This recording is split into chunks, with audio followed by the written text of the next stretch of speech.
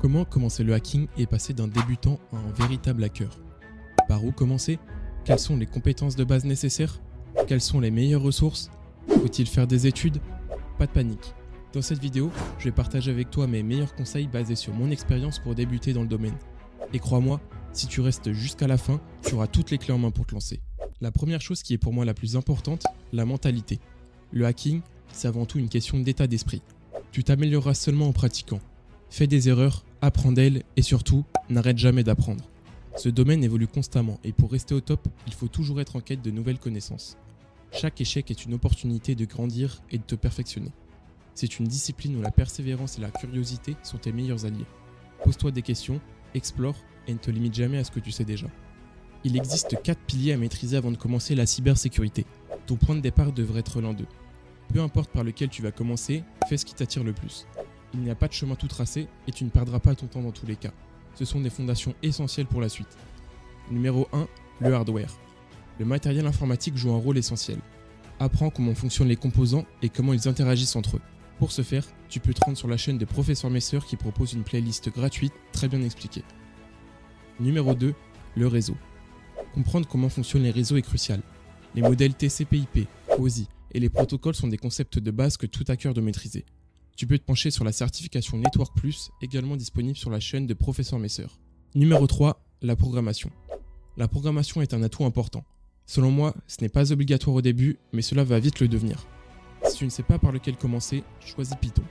Il est très populaire, facile à comprendre et particulièrement utile pour l'automatisation des tâches et le développement de scripts de hacking. Tu peux également apprendre le HTML, CSS et JavaScript qui te seront très utiles pour du hacking de sites web. Je te recommande les sites FreeCodeCamp et The Odin Project qui sont très intuitifs. Numéro 4, les systèmes d'exploitation et en particulier Linux. C'est également fondamental. Apprendre à utiliser des commandes dans le shell et à naviguer dans un environnement Linux te permettra de travailler plus efficacement. Pour commencer, tu peux installer la distribution Kali Linux ou Ubuntu. Tu pourras utiliser le site Linux Journey pour apprendre et développer tes connaissances et le site Over the Wire pour mettre en pratique ce que tu viens d'apprendre. Apprendre ne veut pas dire devenir un expert. C'est pourquoi tu n'as pas besoin d'apprendre un langage de programmation ou un système d'exploitation de A à Z. C'est impossible. Apprends la base, comprends ce que tu fais et apprends à faire des recherches par toi-même. Si tu as un ordinateur et une connexion internet, c'est largement assez pour apprendre. Fais ce qui te plaît et ce qui t'anime. Pour ma part, j'ai commencé avec les bases du réseau en apprenant comment les données étaient échangées entre deux ordinateurs et les protocoles utilisés. J'ai ensuite téléchargé l'environnement Kali Linux pour pouvoir tester l'outil Nmap et obtenir plein d'informations sur l'adresse IP, et l'outil Wireshark pour voir les données échangées sur les réseaux. Après avoir obtenu les bases, je suis maintenant prêt à développer tes compétences en hacking. Voici les 4 meilleures plateformes que je te recommande et que tu pourras utiliser pour te former. La première, c'est TryHackMe. C'est la plateforme parfaite pour les débutants avec des parcours structurés et guidés. La deuxième, HackTheBox. C'est une plateforme qui demande un niveau un petit peu plus avancé, mais c'est une plateforme excellente pour se confronter à des challenges réels et complexes.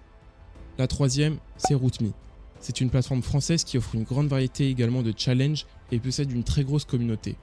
Enfin, Portswigger Academy. Spécialisée dans la sécurité web, c'est une ressource incroyable pour comprendre les différentes vulnérabilités des applications web. Sur YouTube, tu trouveras des tonnes de ressources. En anglais, je te recommande notamment NetworkChuck qui est idéal pour les débutants et également The Cyber Mentor.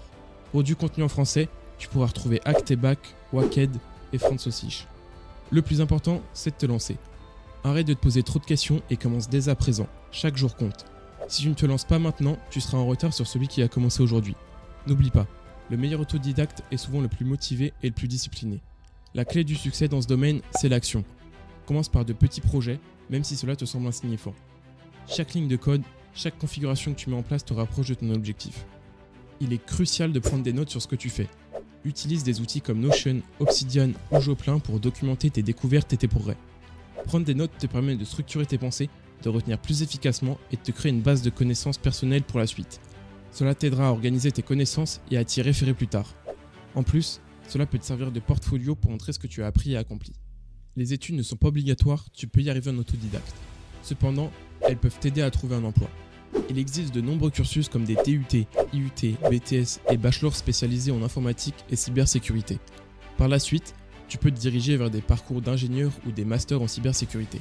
En plus de l'apprentissage théorique, tu bénéficieras d'un réseau de contacts et d'opportunités qui peuvent être décisifs pour ta carrière. L'anglais est essentiel en cybersécurité. La majorité des ressources, des cours et des documentations sont en anglais. Plus vite tu te mettras à l'apprendre, plus tu seras à l'aise pour suivre les dernières tendances et technologies.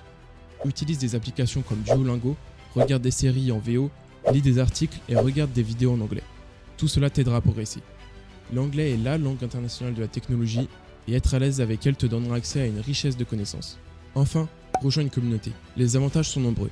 Motivation, entraide, partage de ressources et apprentissage collectif. La communauté en cybersécurité est incroyablement riche et accueillante. Que ce soit sur des forums, des groupes Discord, des événements en ligne ou des meet-up, être entouré d'autres passionnés te permettra d'apprendre plus vite, de rester motivé et de trouver des solutions à tes problèmes. La force du collectif ne doit pas être sous-estimée.